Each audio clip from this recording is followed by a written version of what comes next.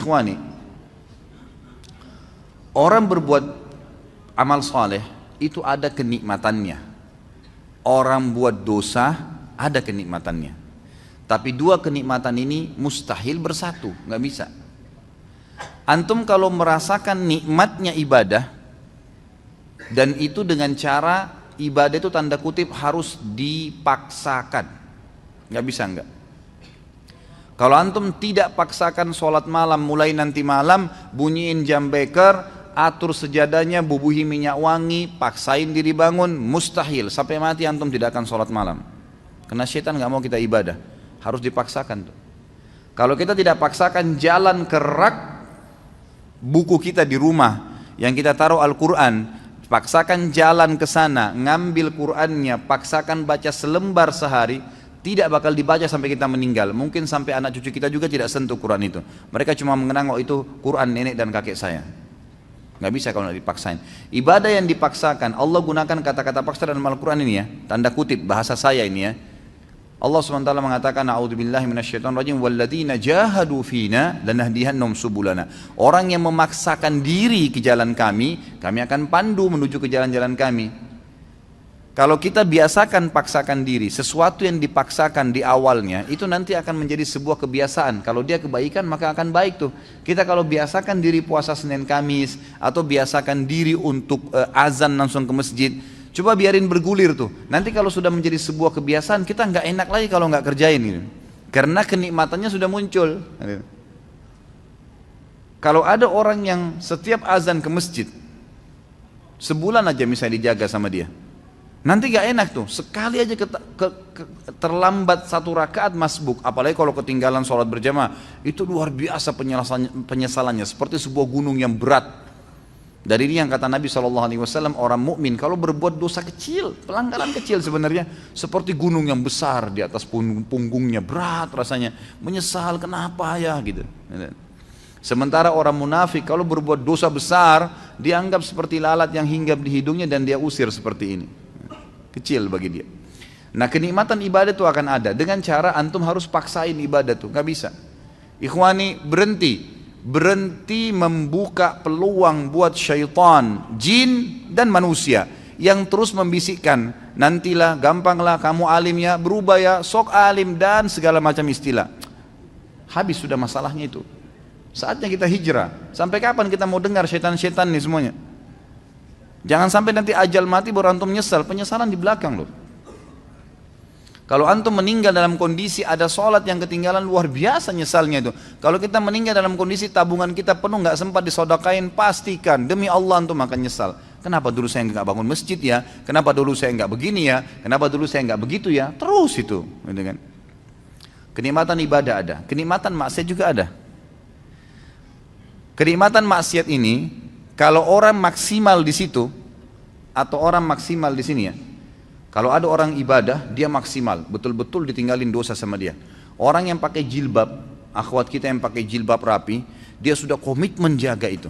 Sama tadi dengan misalnya laki-laki kalau jaga sholat di masjid, luar biasa dia tidak mau ada orang lain lihat sehelai rambutnya pun kecuali mahramnya. Satu waktu ada orang nyelonong masuk ke rumahnya, pas nyelonong masuk ke rumahnya, lihat rambutnya. Apa yang terjadi? Pasti ukhti itu menyesal.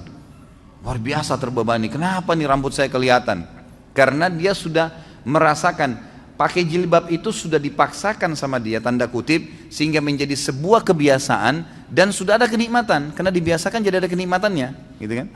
Nah kenikmatan ini, kenikmatan ibadah ini akan menghilangkan kenikmatannya dosa. Lawan tutup aurat, buka aurat.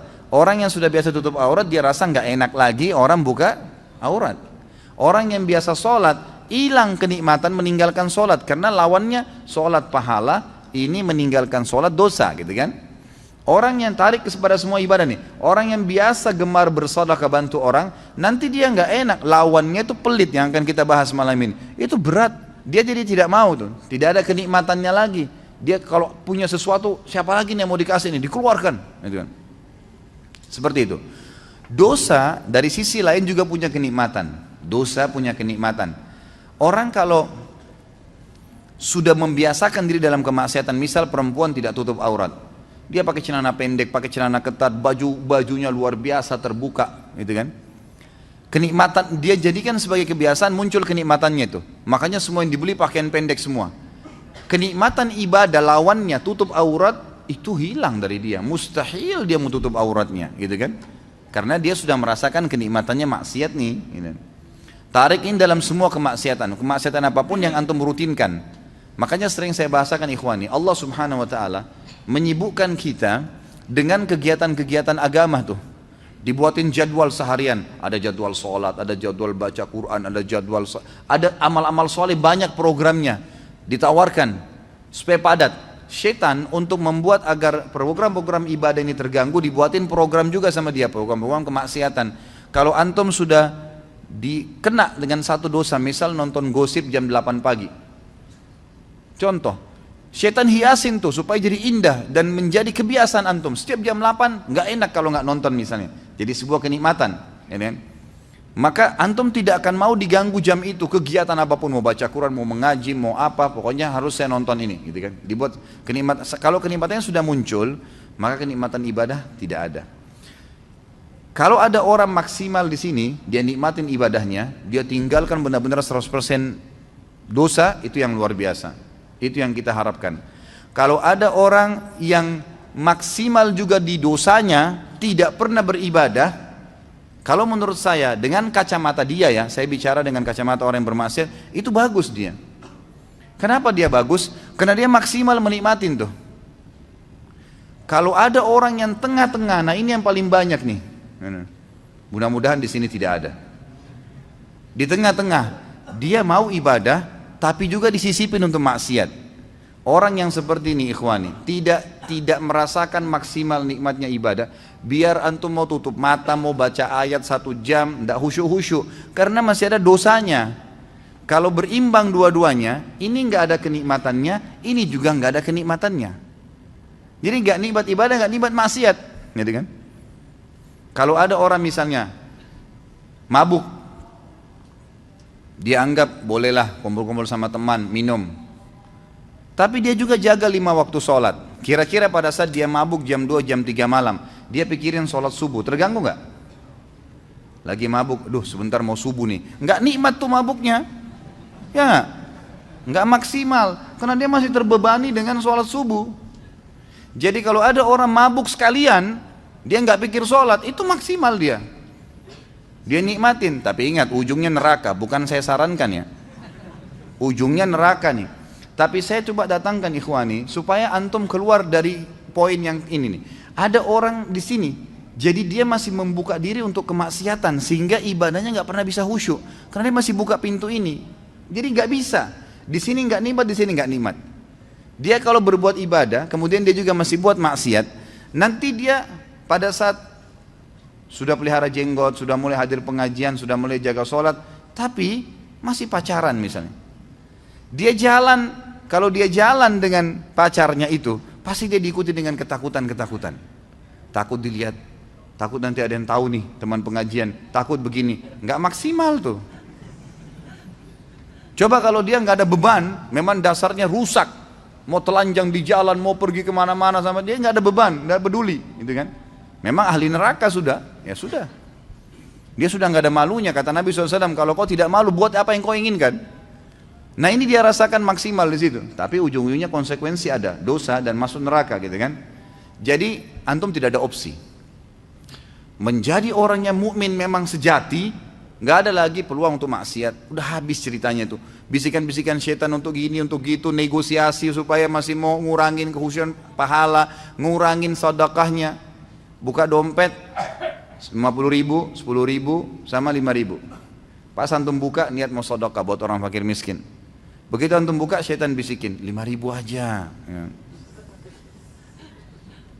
Dia ambil 5.000 kasih. Enggak, a'udzubillahi minasyaitonirrajim. Makin besar jaring yang kita lempar, makin besar ikan yang didapat. Bagaimana caranya orang mau dapat ikan paus pakai cantolan yang kecil? Jebol lah. Ya. Untuk nangkap ikan teri dipakai untuk panggil ikan paus, nggak bisa. Pakai kapal tanker. Tuh dapat ikan paus tuh besar. Gitu kan. Ngasih 1.000 rupiah, minta sama Allah kesehatan, kekuatan, keturunan, selamat dari neraka, masuk surga, jodoh yang baik. Wah, luar biasa. Gimana caranya? Padahal kalau dia belikan atasannya hadiah, dibungkus, kemasan bagus, macam-macam.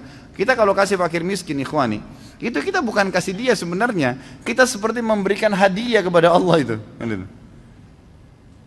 Makanya para ulama mengatakan, Urwah Ibn Zubair rahimahullah, seorang ulama tabi'in yang masyhur, beliau mengatakan, jangan kalian menganggap sama sekali sedekah yang kalian keluarkan itu bentuk sedekah, itu hadiah yang kalian berikan kepada Allah. Maka malulah seseorang di antara kita kalau memberikan kepada Allah lebih sederhana dari apa yang dia berikan kepada orang yang dia hormati dari manusia.